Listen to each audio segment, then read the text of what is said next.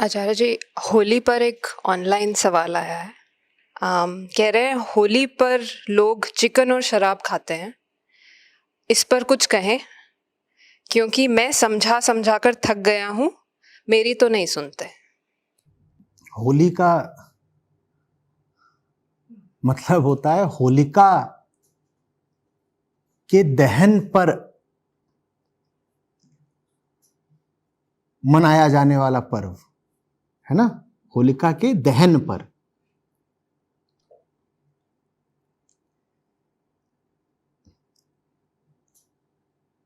और ज्यादातर लोग होली ऐसे मनाते हैं जैसे होलिका को सम्मानित कर रहे हो। जो कुछ होली के नाम पर होता है उसमें प्रहलाद तो कहीं नहीं है, उसमें होलिका ही होलिका है। लोगों ने ये जो नाम है होली, लगता है इसका कुछ गलत अर्थ कर लिया। उन्हें लगा होली का मतलब है कि आज होलिका माता को याद करना है और उनको प्रेम से श्रद्धांजलि अर्पित करनी है। बेचारियों ने अपनी शहादत दी थी आज।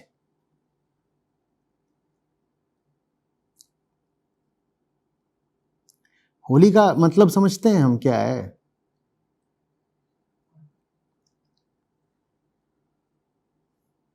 होली का मतलब है कि कोई भी कीमत देनी पड़ जाए,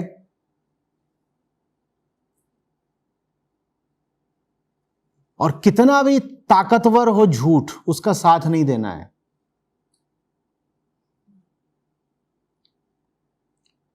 हिरण्यकश्यप सिर्फ राजा ही नहीं था, प्रहलाद का बाप भी था। और वो छोटू ने कहा कि तुम चाहे राजा हो चाहे बाप हो मेरे, तुम्हारा साथ तो नहीं दूंगा। और वो कोई साधारण राजा नहीं था, वो वरदान प्राप्त राजा था, अगर पौराणिक कथा पर विश्वास करें तो। कथा कहती है कि उसने वरदान ले लिया था, दिन में नहीं मरेगा, रात में नहीं मरेगा, अस्त्र से नहीं मरेगा, शस्त्र से नहीं मरेगा, वगैरह वगैरह, आदमी से नहीं मरेगा, पशु से नहीं मरेगा। बड़ा खतरनाक राजा था। समझ रहे हो बात को?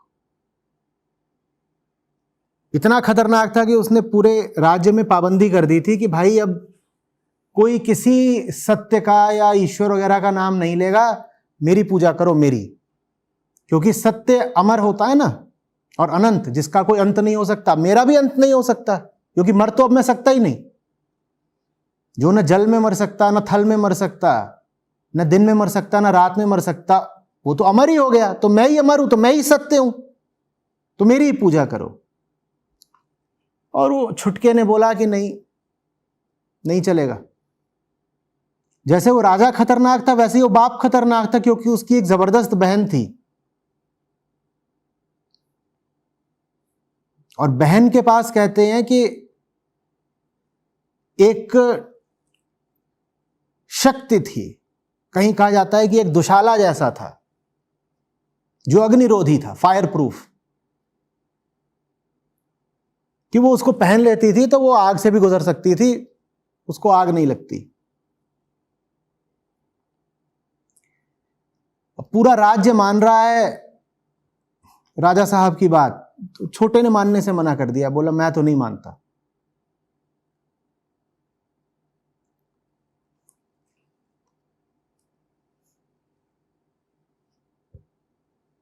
तो राजा ने कहा अपने हाथों से इसको क्या मारूं, बुरा लगेगा। पहले तो उसको बहुत लालच दिए और बहुत डराया धमकाया, भी वो काहे को माने। बोला मैं नहीं मानता, आप होंगे मेरे बाप, चाहे आप होंगे राजा, चाहे आप होंगे वरदान प्राप्त, मैं नहीं मानता तो नहीं मानता।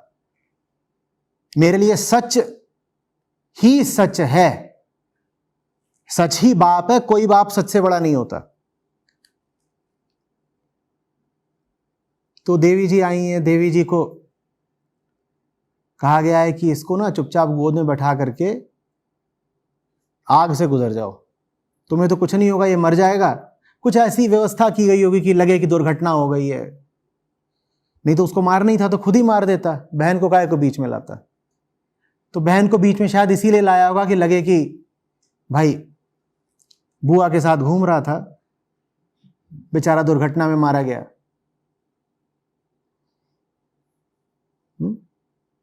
अब बुआ जी उसको लेके आग से निकली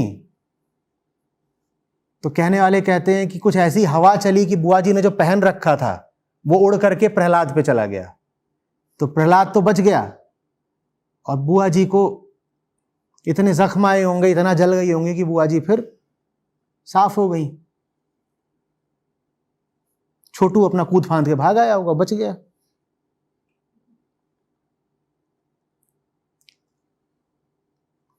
ये तुम देख रहे हो पूरी कहानी कहां को जा रही है। ये पूरी कहानी जा रही है कि समाज कुछ कहता हो, प्रकृति कुछ कहती हो, परिस्थिति कुछ कहती हो, सत्ता कुछ कहती हो, मुझे करना वही है जो सही है। ये है होली। बात समझ में आ रही है? प्रकृति कुछ कहती हो, परिवार कुछ कहता हो, परिस्थिति कुछ कहती हो, मुझे करना वही है जो सही है। ये है होली का कुल अर्थ। एक दो बातें इसमें और जोड़ सकते हैं, वो मैं बोल दूंगा। इसमें चिकन और दारू कहां से आ गए, मुझे समझाओ। कहां से आ गए? और इसमें ये हुल्लड़ कहां से आ गया? कीचड़ फेंकना और बकलोली करना और भाभी को रंगना, ये कहां से आया, समझाओ। लोगों को भाभीयों से बहुत प्यार हो जाता है होली के दिन। आधे शहर की औरतें उस दिन भाभी हो जाती हैं।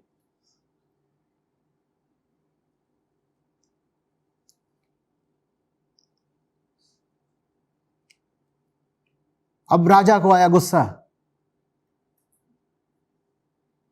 बोला तू बहुत फायर प्रूफ हो रहा है ना, तो एक लोहे का खंभा बिल्कुल गर्म करा दिया। बोला तुझे तो आग से कुछ होता नहीं, तो ये खंभा है, जा लिपट जा इससे। भाई तू तो अभी अभी आग से गुजर के आया है, तुझे कुछ हुआ नहीं, बुआ बेचारी मर गई, तो ये खंभा भी मैंने गर्म करा दिया, जाके लिपट जा। अब छोटू को डर तो लगा होगा, जो भी हुआ होगा, पर प्रहलाद बोला ठीक, पर आपको तो नहीं मान लूंगा भगवान। दुनिया को आप बुद्धू बना सकते हो, मुझे तो पता है ना आप कौन हो, नहीं मानूंगा। तो गया वो खंभे को, और फिर कहानी में इस तरह से है कि उसी खंभे से फिर एक जीव प्रकट हुआ जो आधा शेर था आधा इंसान था। और समय क्या हो रहा था उस वक्त? सूर्यास्त का हो रहा था, जब न दिन था न रात थी। और उसने पकड़ लिया हिरण्यकश्यप को और अपनी गोद में लिटा लिया। तो माने आप न तो हवा में हो, ना आप जमीन पर हो, और था कि न अस्त्र से मरोगे न शस्त्र से, माने हाथ में पकड़ी हुई चीज से भी नहीं मरोगे, और जो उड़ती हुई चीज आती है प्रोजेक्टाइल, उससे भी नहीं मरोगे। तो उसने कहा ठीक है, कुछ हाथ में पकड़ नहीं रखा, उसने मारा अपने नाखूनों से।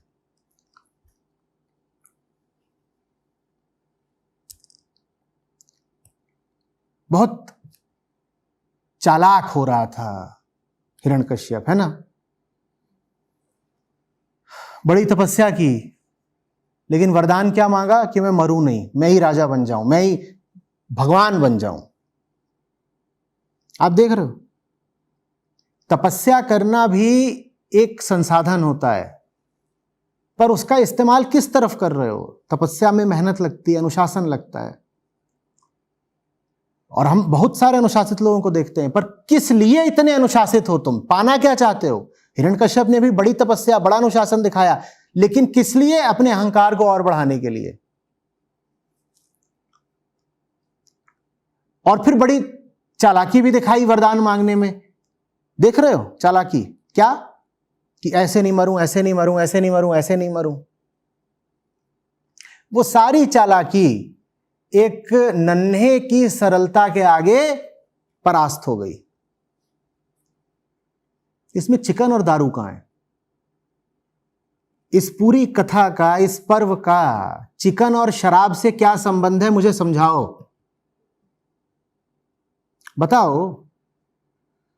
तुम एक नन्हे बच्चे की सरलता की सफलता का उत्सव मना रहे हो। तुम एक दुर्दांत सम्राट के अहंकार और चालाकी की पराजय का वैभव मना रहे हो।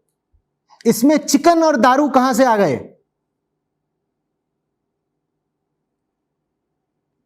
बोलो।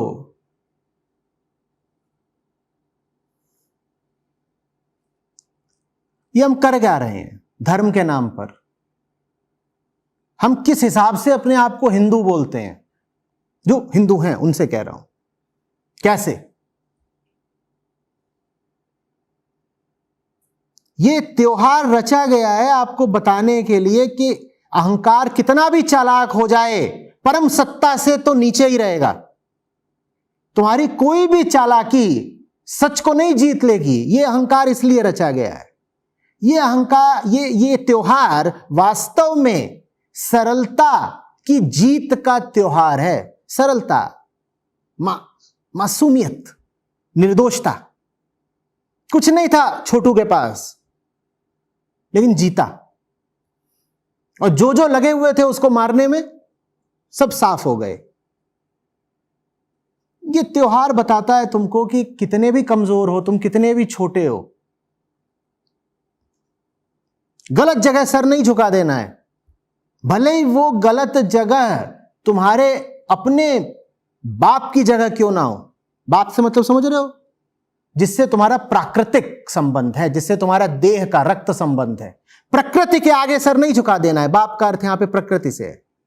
प्रकृति के आगे सर नहीं झुका देना है। सर तो सच के आगे ही झुकेगा।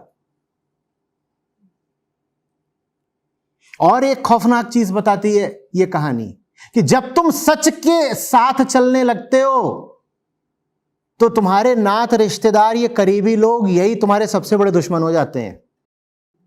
प्रहलाद जैसे ही सच के साथ हुआ, उसे मारने कोई दूर के लोग नहीं आए। उसकी अपनी बुआ और अपना बाप उसको मारने में लग गए।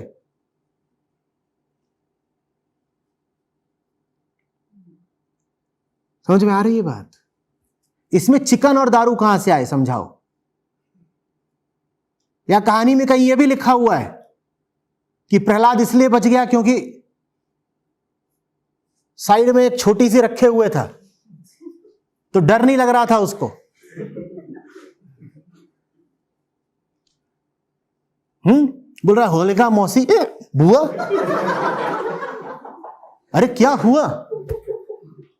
हमें तो कुछ नहीं हुआ, क्यों जल गई बुआ? कुछ ऐसा था। तो होली का संबंध शराब से कैसे लग गया?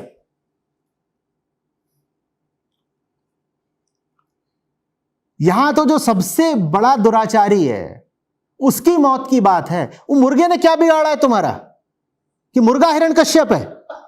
उसको काहे मारा? बोलो, मुर्गे को क्यों मारा?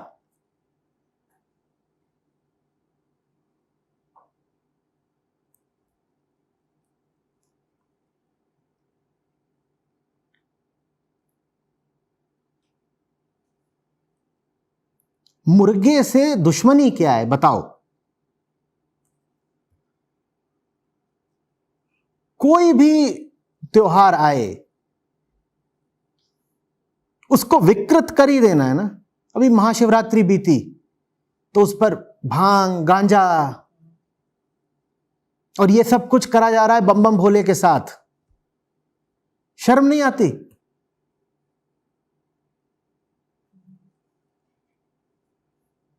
एक को मैंने पकड़ा था एक बार, बोलता है मैं तो भोले का भूत हूं। मैंने कहा भोले का तो तू नहीं है पहली बात, और भूत तुझे अब मैं बनाऊंगा।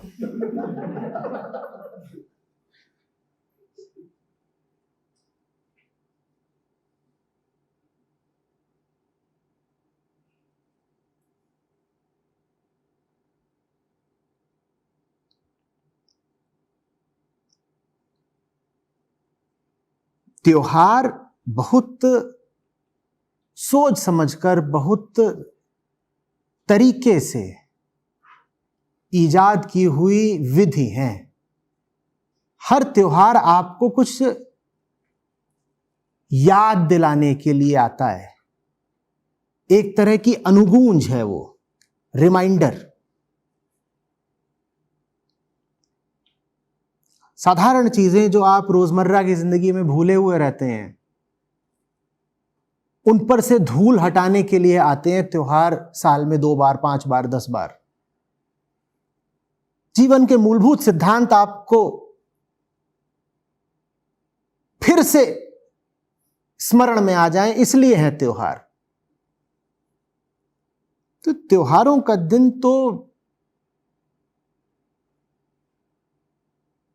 चेतना के विशेष अनुशासन के साथ मनाना होगा ना, या उस दिन और ज्यादा लफंगाई करनी है, और ज्यादा अपने आप को छूट दे देनी है बेवकूफियों की और बदतमीजियों की।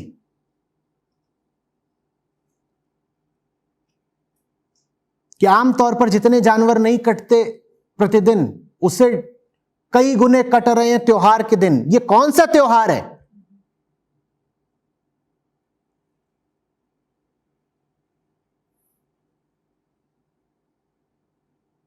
चाहे होली हो, चाहे बकरीद हो, और चाहे क्रिसमस हो। मैं पूछना चाह रहा हूं, ये त्योहार कौन से हैं जो निर्दोष जानवरों का खून बहाए बिना मनाए नहीं जा सकते?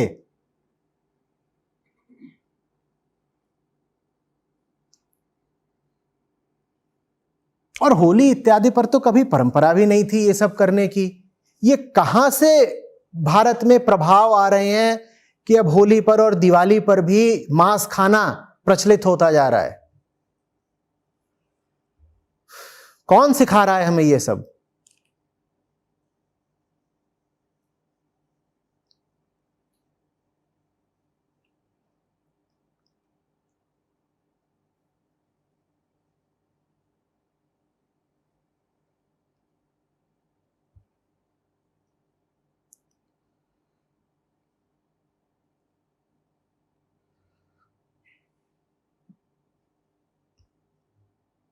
क्योंकि अपने बचपन में मैंने इस तरह की बातें नहीं सुनी थी। ये नई बात सुनने को मिल रही है कि होली पर तो मुर्गा कटेगा ही कटेगा। ये पिछले 10-20 साल में भारत की चेतना पर यह चीज चढ़ी है कि दारू पियो मांस खाओ, दारू पियो मांस खाओ।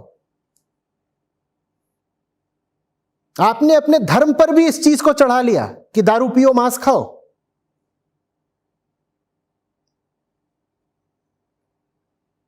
साधारण जीवन पर तो चढ़ ही गया है।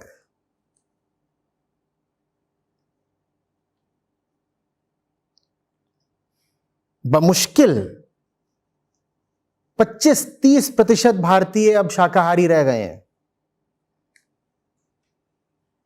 अभी बस कुछ ही दशक पहले आधे से ज्यादा भारतीय शाकाहारी हुआ करते थे, 2/3 से ज्यादा।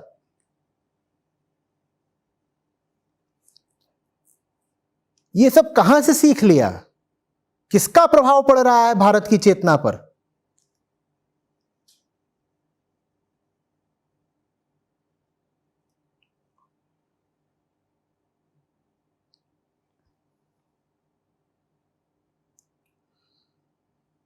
और आप क्या सोच रहे हो कि दारू और मांस सिर्फ दारू और मांस है? नहीं, दारू और मांस सिर्फ दारू और मांस नहीं है।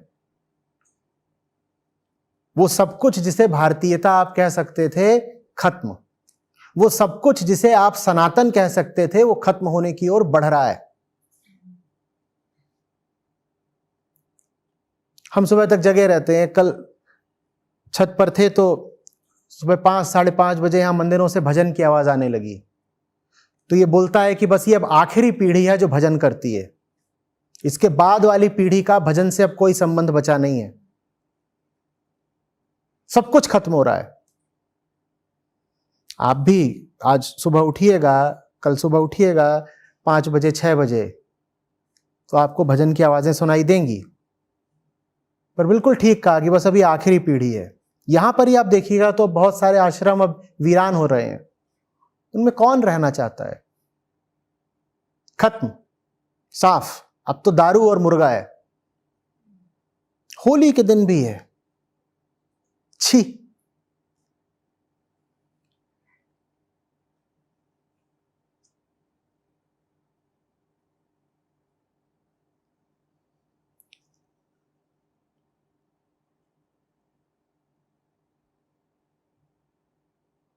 किसी भी दिन नहीं होना चाहिए। चेतना में इतनी सफाई हो कि हत्या का ये कार्यक्रम किसी भी दिन ना हो। लेकिन तुमने एक धार्मिक दिन को भी खून बहाने का दिन बना लिया, इससे बुरा क्या हो सकता है।